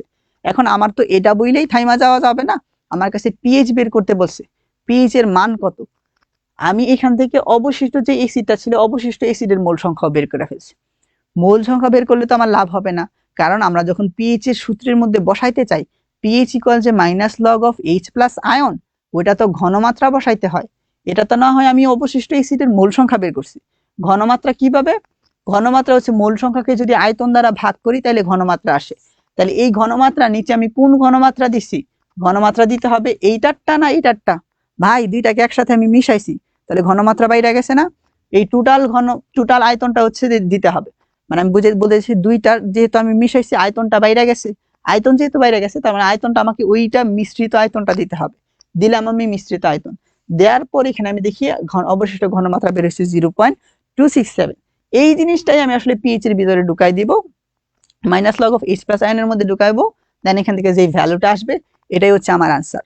এইখানে একটা ফাঁদ আছে, ফাঁদটা কি জানো, ফাঁদটা হচ্ছে এইটা তো আমার কাছে অবশিষ্ট অ্যাসিড ছিল, যদি এখানে অবশিষ্ট অ্যাসিড না থেকে অবশিষ্ট ক্ষার থাকতো, যদি অবশিষ্ট ক্ষার থাকতো তাইলে আমি কখনোই এখানে পিএইচ বসাইতে পারতাম না, তখন এখানে লেখা লাগতো pOH equal -log of OH- ঘনমাত্রা। দেন এখান থেকে পিওএইচ বের হইতো। আমি তো এটা জানি, কি জানি, যে পিএইচ আর পিওএইচ এই দুইটা যোগফল, এই হচ্ছে সেই পিএইচ আর পিওএইচ, এই দুইটার যোগফল হচ্ছে তোমার 14। তার মানে আমি বুঝতেছি যে আসলে যদি আসলে দেয়া নাও থাকতো, যে হচ্ছে কি এখানে যদি খাটটাও থাকতো কোনো সমস্যা নাই, পিওএইচ বের হইতো, দেন পিওএইচ এখানে বসাই দিলে দেন পিএইচ বের করা যাইতো। এটা হচ্ছে এখানে কথা। আশা করি বুঝতে পারছো। আচ্ছা এখানে শুভশ্রী বলছে যে এখানে, আচ্ছা সুশ্রী বলছে যে এখানে পিএইচ এর মান বের না করলে হবে না, কোশ্চেনে বলা ছিল পিএইচ এর মান বের করতে হবে, মানে বের করতেই হবে।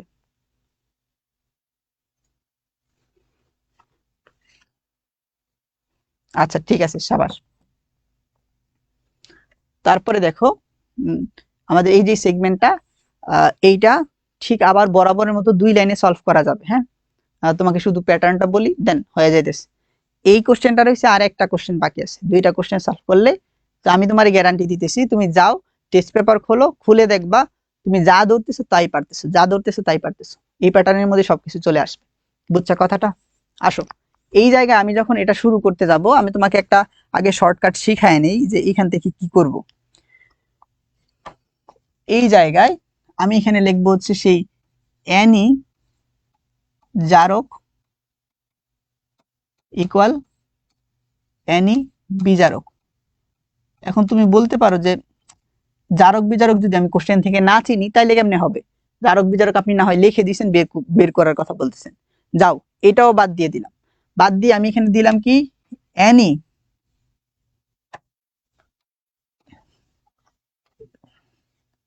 যার তথ্য প্রশ্নে দেয়া আছে, যার তথ্য প্রশ্নে দেওয়া আছে, যার তথ্য প্রশ্নে দেয়া আছে, এটা হচ্ছে এটা।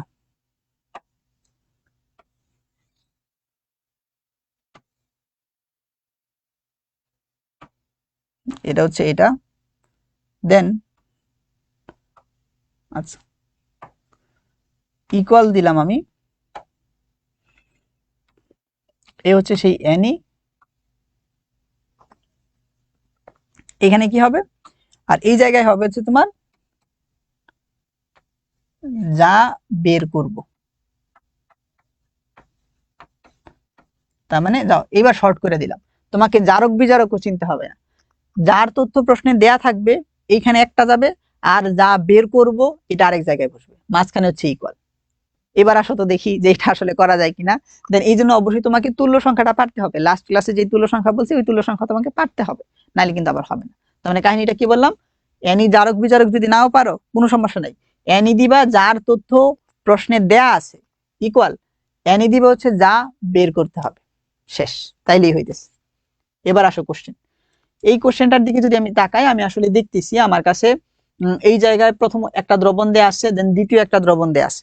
প্রথম দ্রবণ এখানে বলা আছে এই হচ্ছে সেই 5 গ্রাম, যে 5 গ্রাম একটা লোহার আকরিক আছে। ভাই লোহার আকরিক মানে এখানে টোটালটাই যে লোহা আছে ব্যাপারটা এমন না, এখানে অপদ্রব্য মিশানো আছে। এই জায়গা থেকে আমাকে হচ্ছে লোহাটা বের করে ফেলতে হবে, মানে শুদ্ধটা বিশুদ্ধটা বের করতে হবে। বিশুদ্ধ কোনটা, যেটা হচ্ছে রিয়াকশন করে ওইটা হচ্ছে বিশুদ্ধ। তার মানে 5 গ্রাম লোহার আকরিক আছে, এটার সাথে আমি হচ্ছে 150 ml হচ্ছে সালফিউরিক অ্যাসিড মিশাইলাম। তার মানে এখন আমার দ্রবণ টোটাল কতটুকু হয়েছে, ওই দ্রবণটা হচ্ছে 150 ml এর একটা দ্রবণ হয়েছে, 150 ml এর একটা দ্রবণ হয়েছে। আচ্ছা 150 ml এর দ্রবণ হয়েছে এটা আমি মানলাম। তারপরে কথা আসো, নিচে একটা দ্রবণ দেয়া আছে, এটা কত 0.3 মোলার, যেহেতু 0.3 মোলার এই কথাটা বলছে, তার মানে তার ঘনমাত্রা আমার কাছে হচ্ছে দেয়া আছে, আমার কাছে এই হচ্ছে সে আয়তন দেয়া আছে হচ্ছে ভি। K2Cr2O7 তুমি একটু ভালো করে মনে করতে পারো কিনা দেখো, যে তার তুল্য সংখ্যা হচ্ছে তোমার কত বলো, 6। আচ্ছা আর এখানে যে লোহার কথা বলা আছে, তুমি একটু স্মরণ করো, আমি চার্টে লিখে দিছি এই আয়রনের ক্ষেত্রে তার তুল্য সংখ্যা হচ্ছে সেই 1। আচ্ছা এতটুকু আমি জানি, এখন শুধু আমি ম্যাথটা সলভ করব। ম্যাথটা সলভ করতে গেলে কিভাবে করা যাবে, কোশ্চেনটা পড়ি। বলছে 1 নং দ্রবণ হতে আমার 1 নং দ্রবণ, ওই দ্রবণে আমার কতটুকু আছে 150 ml আছে, থাকুক 150 ml, ওই 150 ml হতে আমি 30 ml কে হচ্ছে জারিত করব। ভাই আমি হচ্ছে 30 ml কে জারিত করব, 150 না, এখান থেকে আমি 30 ml নিছি, এটাকে নিয়ে জারিত টারিত কিছু একটা করব। করতে আমার 2 নং যে পাত্রটা আছে, এই হচ্ছে সেই 2 নং পাত্র, 2 নং পাত্র দরকার হয়, মানে 2 নং পাত্রের টোটালটাই দরকার হয়। টোটালটা যে দরকার হইছে, এখন এই যে লোহার আকরিকে ভেজালের শতকরা পরিমাণ জানতে চাইছি। ভাই ভেজালের শতকরা পরিমাণ পরে আসতেছে, আমি আগে দেখি মূলত এটা তোর 5 গ্রাম লোহার আকরিক, এখানে সম্পূর্ণ তো লোহা নাই, আমি দেখি কতটুকু আগে লোহা আছে এটা আগে বের করি, তারপরে না হয় ভেজালটা বের করা যাবে। এখানে যা 5 গ্রাম আছে 5 গ্রাম থেকে বিশুদ্ধটা বাদ দিয়ে দিলে ভেজাল বের হয়ে যাবে, ওইটা করা যাবে। এটা ভাই বলছি 2 লাইনে করা যাবে। 2 লাইনটা কি, এই আসো, এটা যখন সলভ করতে যাব তখন সিনারিওটা আসতেছে হচ্ছে এইরকম। আমি লিখবো এই হচ্ছে সেই এনি, তোমাকে বলছিলাম যার ইনফরমেশন দেয়া আছে, কার ইনফরমেশন দেয়া আছে, K2Cr27, এটা সকল ইনফরমেশন দেয়া আছে। তাহলে এখানে লেখো K2Cr2O7 ইকুয়াল, তুমি যারটা বের করবা, কি বের করবা, তুমি লোহার ভেজালে শতকরা পরিমাণ বের করবা, তার মানে এই হচ্ছে সেই আয়রন, আয়রন বের করবা তুমি। তাহলে তুমি এখানে লেখো এনি, এই হচ্ছে সেই শুধু Fe, তুমি এটা বের করবা, শেষ। মানে ওই যে নিচের কথাটা যেটা বলছি, এটা যেটা বলছি যে যার তথ্য প্রশ্ন দেয়া আছে তা বসাবো, ইকুয়াল দিয়ে বসাবো, যা বের করব তা বসাবো। আমি বের করব কি, লোহার আকরিকে লোহার শতকরা ভেজালে শতকরা পরিমাণ, লোহা বের করব, এখানে এই কারণে Fe দিলাম, যেটা বের করব। আর যা কোশ্চেনে দেয়া আছে, দেখো 2 নাম্বার কোশ্চেন, এই যে 2 নাম্বার দ্রবণ যেটা আছে, এটা আমি হচ্ছে এখানে তার সাথে জারিত করতেছি, যার তো কোশ্চেন ইনফরমেশন তথ্য দেয়া আছে। এখন এটা যখন আমি করতে যাব, এখানে আমি লিখতেছি ইকুয়াল, যেহেতু কোশ্চেনে ঘনমাত্রা দেয়া আছে, আমি দেখি ঘনমাত্রা দেয়া আছে হচ্ছে 0.03 মোলার, ইনটু আয়তন দেয়া আছে হচ্ছে 50 ml, তো 25 ml, তাহলে 25 কে আমি লিটারে কনভার্ট করলাম 10⁻³ ইনটু, ভাই আমি তুল্য সংখ্যাটাও বলে দিছি, এখানে তুল্য সংখ্যা হচ্ছে 6, তাহলে এই লেখা হচ্ছে সেই 6 ইকুয়াল দিলাম। আমি আয়রনের কি বের করব ভাই, আমি আয়রনের বের করব হচ্ছে ভর কতটুকু আছে, তাহলে অবশ্যই আমি বসাবো n ইকুয়াল কি বলো, W ডিভাইডেড বাই M, এটা বসাবো।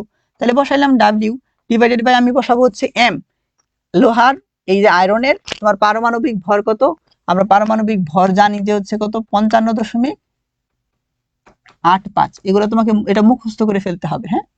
তারপর এই লিখলাম, তাহলে হচ্ছে M এর মান হচ্ছে 55.85 লিখলাম, ইনটু তুল্য সংখ্যা হচ্ছে 1, বসাইলাম 1। তাহলে এই জায়গা থেকে তোমার W এর মানটা কত বের হইতেছে, এটা আসো ক্যালকুলেট করি। এই জায়গায় তোমার কাছে আসছে হচ্ছে 0.03 ইনটু 0.025 ইনটু 6 ইনটু 55.85। আচ্ছা, এখান থেকে পাইছি কত, এ হচ্ছে 0.25 গ্রাম পাইছি। তো এটা পাইছি হচ্ছে, এটাই কি তাহলে আমার বিশুদ্ধের পরিমাণ। কিন্তু ভাই এটা আমি কতটুকু থেকে পাইছি, আমি 30 ml নিয়ে যখন কাজ করছি তখন পাইছি, তার মানে আমি এখানে বলতে পারতেছি 30 ml দ্রবণে বিশুদ্ধ লোহা কতটুকু, বিশুদ্ধ লোহা হচ্ছে তোমার 0.25 গ্রাম। কিন্তু আমার যে সলিউশনটা ছিল 150 গ্রামে, 150 ml, তাহলে 150 ml দ্রবণে কতটুকু আছে, আমি নিচে বসাবো হচ্ছে কত 30, উপরে বসাবো হচ্ছে 0.25 ইন্টু 150, দেন এই জায়গা থেকে আমি দিব যে মানটা আমি পাইছি 0.25 ইন্টু হচ্ছে 5, আসতেছে 1.25 গ্রাম, তার মানে পাইছি হচ্ছে 1.25 গ্রাম। এটা পাইছি কি, বিশুদ্ধ লোহার পরিমাণ। তাহলে বিশুদ্ধ লোহা কতটুকু পাইছি, বিশুদ্ধ Fe, এটা পাইছি হচ্ছে তোমার 1.25 গ্রাম। অতএব আমি যদি বলি যে ভেজাল, তাহলে ভেজালের পরিমাণ কতটুকু হবে, আমার কাছে ছিল সলিউশন মানে লোহার আকরিকটা ছিল 5 গ্রাম, তো এই 5 গ্রামের মধ্যে বিশুদ্ধ পাইছি 1.25 গ্রাম, তার মানে বাকি সবটুকুই আমি কি বলতো ভেজাল পাইছি। তার মানে 5 মাইনাস 1.25 গ্রাম, এখানে আসতেছে তোমার 3.75 গ্রাম। এখন আমাকে যদি বলে যে ভেজালের শতকরা পরিমাণ বের করো, তাহলে এবার হচ্ছে ভেজালের শতকরা পরিমাণ, এই লেখো ভেজালের শতকরা পরিমাণ, ভেজালের শতকরা পরিমাণ, শতকরা পরিমাণ। তোমাকে ভেজাল না বলে বিশুদ্ধতার শতকরা পরিমাণ জানতে চাইতো, তখন তো ভেজালটা বেরও করা লাগতো না। তোমার টোটাল ছিল 5, 5-এর মধ্যে ভেজাল আছে কত? 5-এর মধ্যে ভেজাল আছে হচ্ছে 3.75 ইন্টু হচ্ছে 100%। তাহলে এখান থেকে আমি পাচ্ছি কত? তাহলে এখান থেকে পাচ্ছি হচ্ছে 375 ডিভাইডেড বাই হচ্ছে তোমার 5, এ হচ্ছে 75% হচ্ছে কি বলতো ভেজাল। ঠিক আছে, হ্যাঁ ওইখানে যদি হচ্ছে আমি ওই ফুল মানটা নিতাম, তাহলে অবশ্যই এখানে ফ্র্যাকশনটা আসতো যে 74.8। এখানে কে বলছে? জান্নাতুল নাইমা সাবাস, ঠিক আছে। আচ্ছা, জান্নাতুল নাইমা বলছে, দেন সুশ্রী, আফরিন, এই তো সাবাস, ঠিক আছে। রাশিদুল, দেন হচ্ছে নাশিতা, নোহা, এক্সেলেন্ট, সাবাস। আমরা আশা করি বুঝতে পারছি এই জায়গায় কিন্তু তাইলে আমার কোশ্চেনটা কি ছিল। দেখো 2 লাইনে আসলে জিনিসগুলো করা যাচ্ছে। তোমার কাছে বলছে যে আসলে এই 1 নাম্বার দ্রবণ যেটা ছিল এখান থেকে 30 ml কে জারিত করতে তোমার কতটুকু লাগে? 30 ml কে তোমার জারিত করতে হচ্ছে তোমার ওই 2 নাম্বার দ্রবণ সম্পূর্ণটা লাগে। তাহলে 2 নাম্বার দ্রবণ তুমি সম্পূর্ণটা লাগাইছো, ঠিক আছে। 2 নাম্বার দ্রবণ হচ্ছে তুমি সম্পূর্ণটা লাগাইছো। এই হচ্ছে, এটা ছিল এখান থেকে সমাধান শুরু। আচ্ছা, এখন এটা যদি করতে চাও তাহলে এখানে আমি কি বলছিলাম, তোমার যার ইনফরমেশন দেয়া আছে তারটা লিখবা, যা বের করবা তারটা লিখবা। লেখার পরে কাজটা কি দেখবা, ইনফরমেশন কি দেয়া আছে। তুমি দেখো এখানে ঘনমাত্রা দেয়া, আয়তন দেয়া, তাহলে n এর মান বসাবা SV। তুল্য সংখ্যা তো 6 তুমি পারো, আয়রনের ক্ষেত্রে 1 তুমি পারো। এখন তুমি যদি বলো কিভাবে পারি, গত ক্লাসে লিখে দিছি, ওই জিনিসগুলো বসাবা, দেন এখান থেকে হচ্ছে W এর মানটা বের করে ফেলবা। W এর মান বের করা শেষ, এটাই আনসার হবে না, এটা তো বিশুদ্ধের পরিমাণ। তা আবার কত গ্রামের মধ্যে বিশুদ্ধের পরিমাণ? সে এই 150 ml দ্রবণ থেকে 30 ml কে নিয়ে জারিত করছে, 30 ml এর মধ্যে বিশুদ্ধ হচ্ছে এতটুকু, তাহলে 150 এর মধ্যে কতটুকু আছে বের করলা। তোমার কাছে যদি লোহার আকরিকে ভেজালের জায়গায় জানতে চাইতো বিশুদ্ধতার পরিমাণ, এটাও কিন্তু বের করতে পারতো। তার মানে তোমার কাছে এখানে ভেজালের পরিমাণ জানতে চাইছে, তাই বিশুদ্ধ লেখছো, দেন এখানে কি লেখলা, ভেজালটা বের করলা, দেন ভেজালের শতকরা পরিমাণ বের করছো। কিভাবে? নিচে বসে টোটালটা, উপরে বসছে ভেজালেরটা।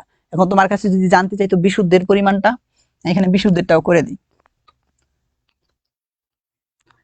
বিশুদ্ধতা শতকরা পরিমাণ, বিশুদ্ধতার শতকরা পরিমাণ, তাহলে বিশুদ্ধতা শতকরা পরিমাণটা কত হবে?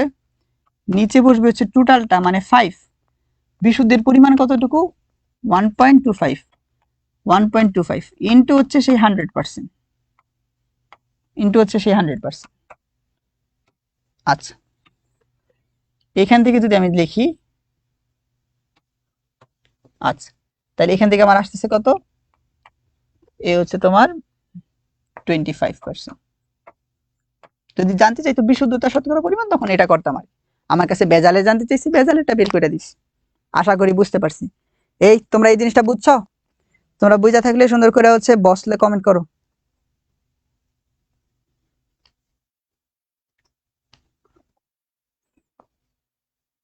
হ্যাঁ, তাহলে যে সুখী, দেন নোহা, অনামিকা বিশ্বাস, নিশিতা মধু, এই তো এক্সেলেন্ট।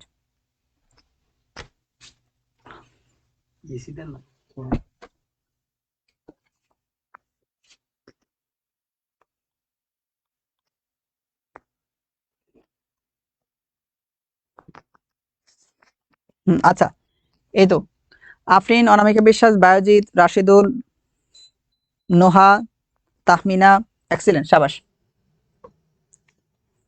আচ্ছা, আশা করি জিনিসটা বুঝতে পারছি। দেন এখানে একটা কোশ্চেন আছে, এই কোশ্চেনটা কি, আগের যে কোশ্চেনটা হুবহু সেম। এই জায়গায় আমার কি করা লাগছে, এবার আমার কাছে পটাশিয়াম পারম্যাঙ্গানেট তার ক্ষেত্রে আমি তুল্য সংখ্যা কত জানি, তার ক্ষেত্রে তুল্য সংখ্যা জানি হচ্ছে 5, তার ক্ষেত্রে তুল্য সংখ্যা জানি হচ্ছে 5। তাহলে এবার 5 দিয়ে করব, K2CR2 এটার জন্য করব। এটা হচ্ছে তোমার হোমওয়ার্ক, যা করলাম একদম হুবহু সেম। এটা কার কোনটার সেম, যে মাত্র পিছনে যেটা করলাম আর কি, কোনটা, এই যে এটা করলাম, যেটা ভেজালের শতকরা পরিমাণ, এটা যেটা করছি, হ্যাঁ এটার একদম হুবহু সেম। আচ্ছা ঠিক আছে, এবার আসো এটাতে। এই কোশ্চেনটা করার পর বলছে উদ্দীপকের এ কোম্পানি, তার মানে আমি এটা যদি ভালো করে তাকায় দেখি কি বলছে কথাটা। এর হচ্ছে কোম্পানি হচ্ছে তোমার এ কোম্পানির মধ্যে লোহার আকরিকের পরিমাণ হচ্ছে সেই 10 গ্রাম, মানে লোহা বুঝতেছো তো সেই Fe। আচ্ছা এ হচ্ছে সেই Fe। আচ্ছা তারপরে এই জায়গাতে টাইট্রেশন করছো, করার পরে এখানে তুমি ব্যবহার করছিলে কি KMnO4।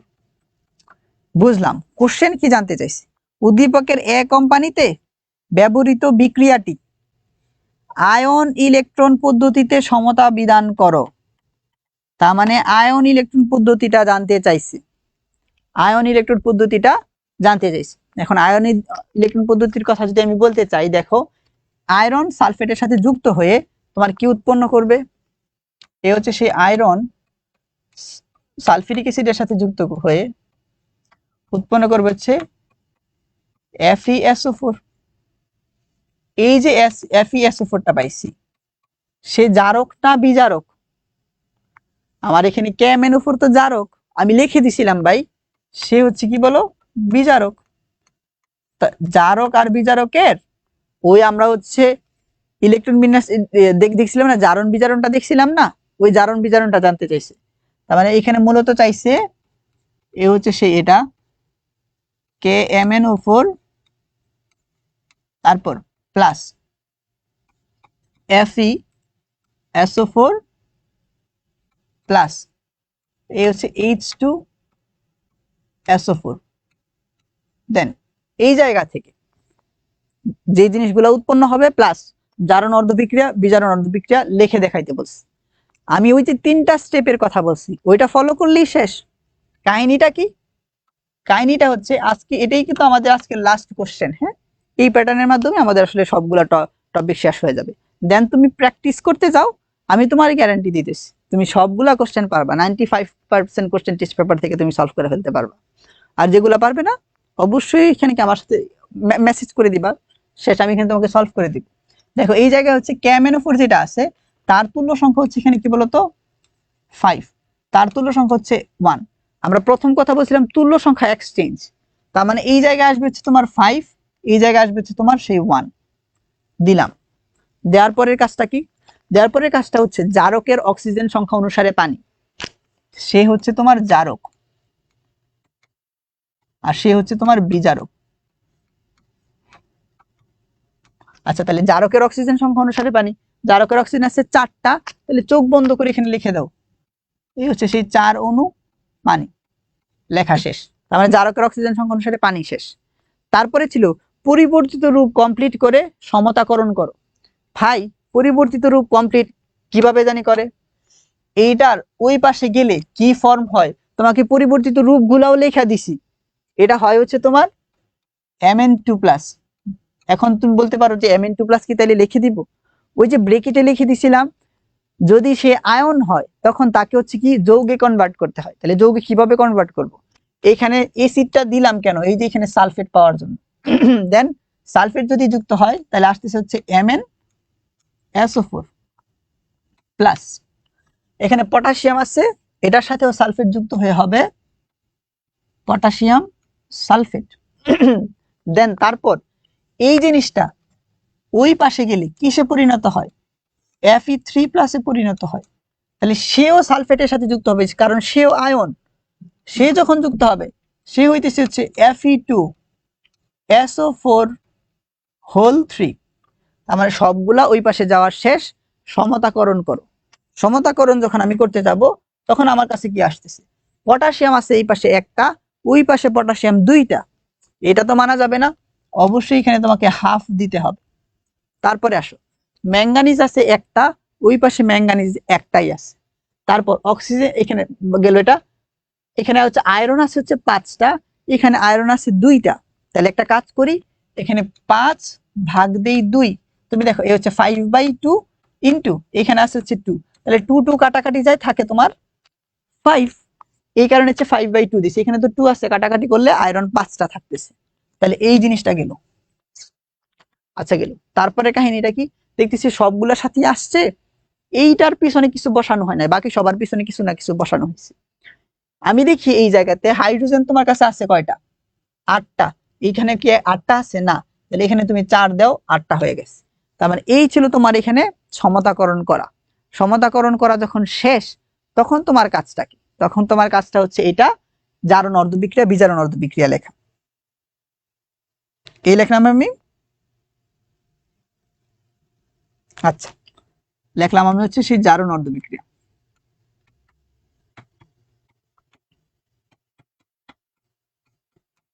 জারণ অর্ধবিক্রিয়া। এবার আমি নিচে আরেকটা লিখবো হচ্ছে বিজারণ অর্ধবিক্রিয়া। বিজারণ অর্ধ বিক্রিয়া। বিজারণ অর্ধবিক্রিয়া। এই জায়গায় আমি যখন জারণ অর্ধবিক্রিয়া লিখতে যাবো, জারণ কার হয়, জারণ হয় হচ্ছে বিজারকের। তাহলে বিজারক থেকে যদি নিতে চাই, তাহলে ভাই এই জায়গাটাতে তোমার দর্শকায়ন ব্যতীত নিতে হয়, তাহলে সালফেটটা হচ্ছে দর্শকায়ন, নেওয়া যাবে না। এই জায়গায় আমি দেখতেছি কি, এই হচ্ছে সেই 5Fe আছে, তাহলে লেখো এখানে 5। এ হচ্ছে সেই Fe, এটা হচ্ছে 2+ আকারে আছে, দর্শকায়ন গুলো বাদ দিতে হয়। এখন আমি তো জারণের মধ্যে জানি ইলেকট্রন সংখ্যা ছাড়ন, সে এখানে ইলেকট্রন ছাড়বে, কয়টা ইলেকট্রন ছাড়বে এটা পারার শর্টকাট ওয়েটা কি জানো?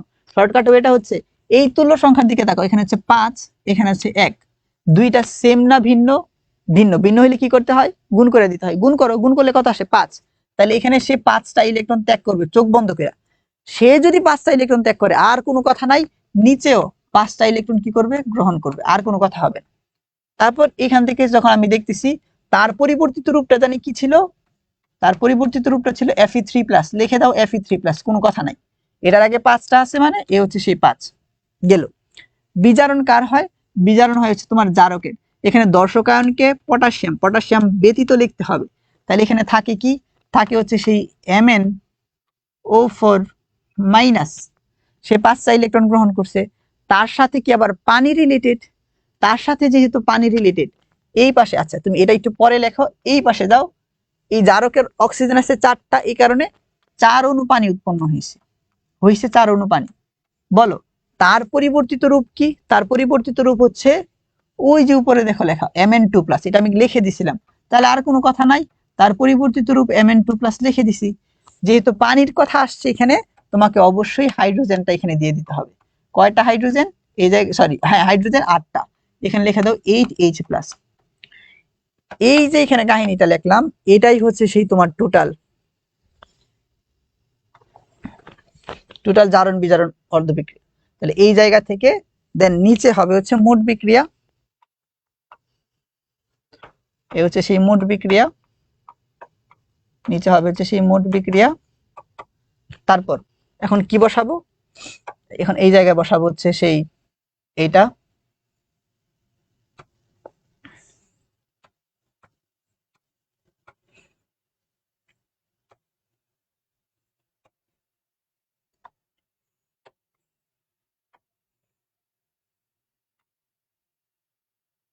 আচ্ছা ঠিক আছে। দেখো এই জায়গায় হচ্ছে কি, এবার দেখছি Fe2+, এ হচ্ছে সেই 5 Fe2+, এই পাশে আর কি বাকি আছে? এ হচ্ছে সেই MnO4-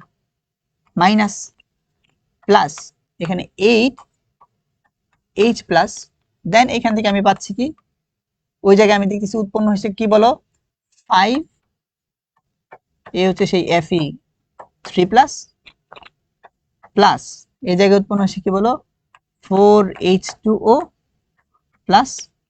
এই হচ্ছে সেই Mn2+। এই হচ্ছে সেই কাহিনীগুলো। তার মানে কাহিনীটা কি হয়েছে?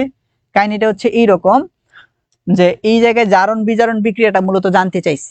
তো এখানে জারক বিজারক তো আমি জানি, আমার এই প্যাটার্ন অনুসারে তুল্য সংখ্যা এক্সচেঞ্জ করলাম, তুল্য সংখ্যা এক্সচেঞ্জ, জারকের অক্সিজেন সংখ্যা অনুসারে পানি, জারকের অক্সিজেন সংখ্যা অনুসারে আমি পানি নিলাম, তারপরের কাহিনীটা কি, তারপরে হচ্ছে পরিবর্তিত রূপ কমপ্লিট করে সমতাকরণ করা। এখন পরিবর্তিত রূপ আমি গত ক্লাসে চার্টে দেখাই দিছি পরিবর্তিত রূপ কোনগুলা। এই জিনিসটার পরিবর্তিত রূপ হচ্ছে Mn2+। সেই যেহেতু আয়ন আকারেই আছে তাকে কি করতে হবে বলো, সালফেট যুক্ত করে দিতে হবে। এই কারণে সালফেট যুক্ত করে দিছি।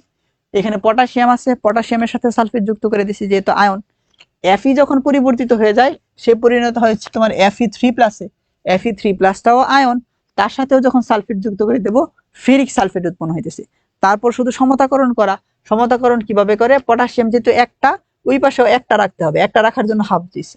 দেন ম্যাঙ্গানিজ একটাই রাখতে হবে। আয়রন আছে 5টা, আমাকে 5টাই রাখতে হবে, এই কারণে হচ্ছে 5/2 দিছি। দেন এখানে হাইড্রোজেন সংখ্যা দেখতেছি, এখানে আছে 8টা, এই পাশে 8টা নাই, এই কারণে 8টা বানাইলাম।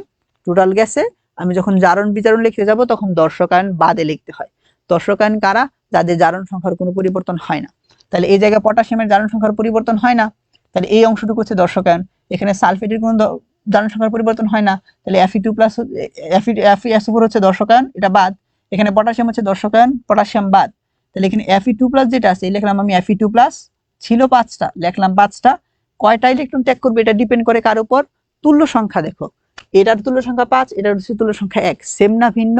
ভিন্ন। ভিন্ন হলে কি করতে হয়, গুণ করতে হয়। তাহলে লেখো -5 ইলেকট্রন। এখানে যদি -5 হয় তাহলে চোখ বন্ধ করে নিতে হবে +5 ইলেকট্রন, লিখে দিলাম আমি হচ্ছে +5 ইলেকট্রন। তারপরে কথাটা কি, এই জায়গায় পরিবর্তিত রূপটা কি Fe3+, পরিবর্তিত রূপ লেখা দিয়ে দিলাম।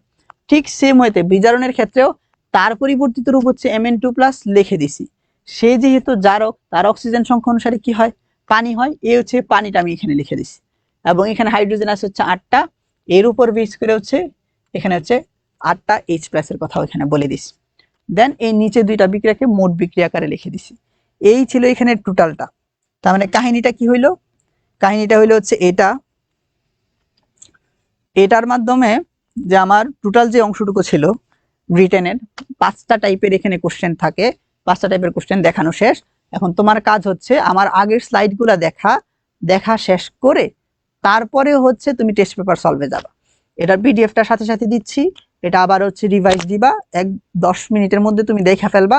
তারপর হচ্ছে টেস্ট পেপার খোলো, তুমি খুলে দেখবা যে হচ্ছে 95% কোশ্চেন তুমি ইজিলি সলভ করে ফেলতে পারতেছো। কিছু কিছু জায়গায় আটকাবা, ওইটা আমাকে কনফার্ম করলে মেসেজ দিলে আমি জিনিসটা আবার সলভ করাই দিব।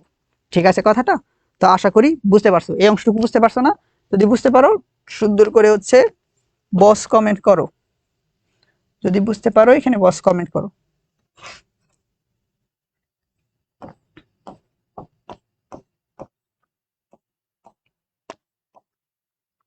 এখানে 100% শিওর তুমি হচ্ছে একটা সিকিউ, এখানে তুমি 2টা সিকিউ এখান থেকে পাচ্ছ।